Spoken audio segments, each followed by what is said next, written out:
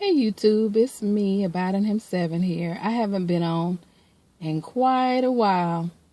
But I decided to come on today just to chat with you. I am in my car on my lunch break.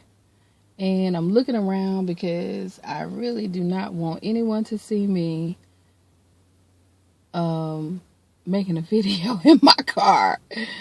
Or looking like I'm talking to myself in my car. But I've missed you guys, but I've been watching lots of videos from other people, but I just wanted to give y'all an update on what was going on with me. I think I said on a video last year that a coworker of mine had told me about a church that his nephew attended that was in a daycare, because we got into a conversation about Churchianity, and I was telling him about, how, there's so much stuff going on in the church now. There's so much fundraising. It's like a business. Women's Day, Men's Day, Youth Day, this day, that day, red letters, pastors' appreciations, all the busyness and all the stuff and the activities that go on around the building. And I just kind of felt like it's got to be deeper than this. So I took a break from church. The church I was a member of for like 11 years. I kind of stepped back and I stopped attending. I think it's been close to a year. I think next month, February, will make a year since I've gone back. And when I left the church, that was my second time actually kind of taking a breather. Because the first time I did it was after I had my daughter, about 3 years prior to that.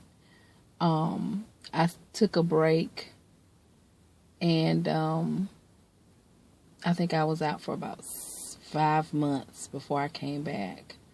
And, everybody was glad to see me come back, and I was glad to see everyone, but it was like right back to the busy.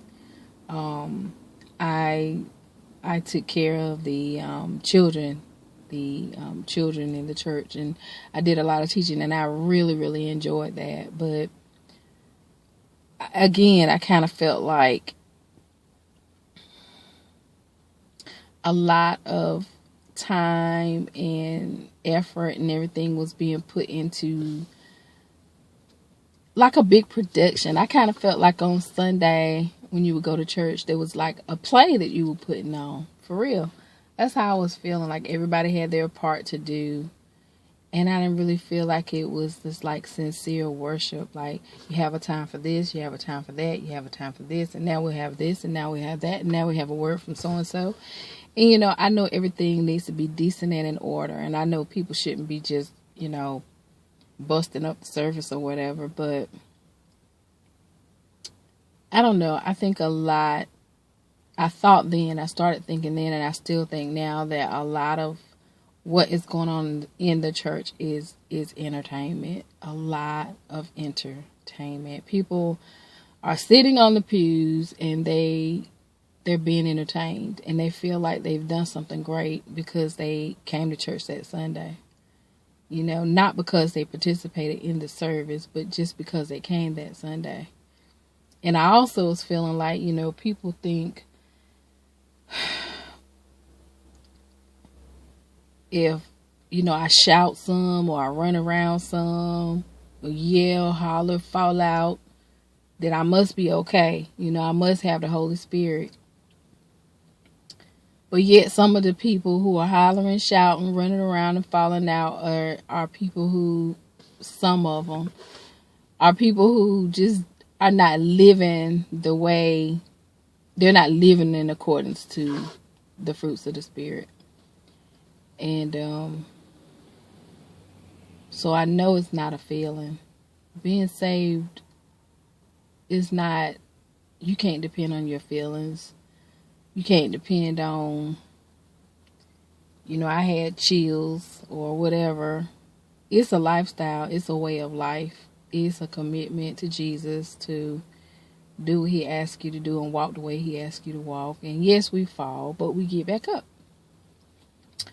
So, with that said, I decided when the New Year's began, I was going to go the first Sunday of this year, 2017, but I did not. I didn't get up early enough. I didn't prepare the night before.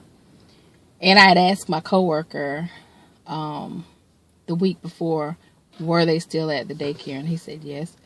So I didn't make it the first Sunday. And then the second Sunday of January this year, we had a big snow. So nobody was going anywhere because we were snowed in. But the third Sunday, I made it, which was last Sunday. And I also made it to the women's Bible study. Ooh, it's windy. I'm sitting in my car and it's just windy out here. Leaves blowing everywhere. Excuse me. I made it to the Bible study, the women's Bible study, and I really enjoyed it. And I went to church again this past Sunday. And now I have a Bible study to go to tonight. And they do the Bible study. It's a couple, so they do the Bible study in their house. It's like a minister and his wife, and they do it in their house. And that was my coworker, and I know she saw me talking. I don't know. Anyway, they do it in their house. So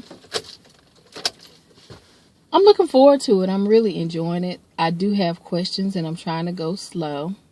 I have some questions about, some of the things that I see or the way they interact in the church, but they do not teach. They don't have any of those men days, women days, youth days, this day, that day, pastors' appreciations where people line up and give money. They don't teach tithing because they know that tithing was not money back then in the Bible. Offering was, but not tithing. And neither is tithing supposed to be money now. You're supposed to give free will offerings. And they teach the truth. They teach that as well. They also take communion every Sunday when they come together. And I have not done that with them yet. I'm not comfortable doing that yet. And there's no pressure on me to do that. Actually, the first time I came last year, they didn't even want me to give an offering. I thought, what? I have never been to a church before where they don't want your money. That was weird. But this time they actually let me give, but they said if you want to refrain, you can. If you want to, you can. So I did give this past Sunday. Not the first time I went back, but the second time. And so I'm enjoying it. I'm learning a lot. They know a lot.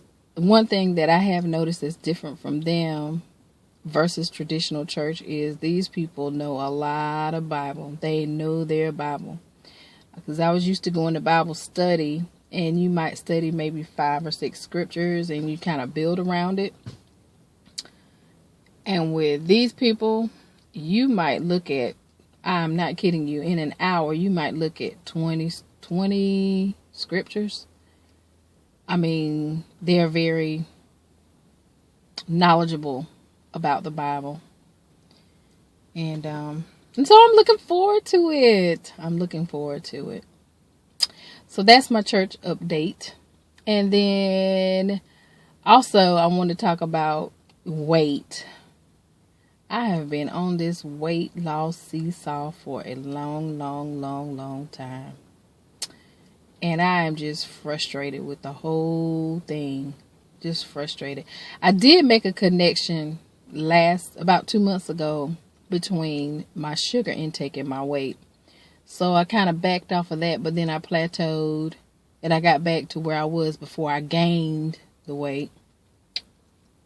But I'm still back to where I was, which is still needing to lose about 50 pounds. So I'm working on that. And I want to get to the point. I am looking at a lot of videos on YouTube about intermittent fasting. And I am going to learn all that I can learn about intermittent fasting. And I'm going to pray about it and God's will. And I'm still here. Monday coming up. And I don't have my I don't have a calendar in front of me, but I think that's going to be on the 30th.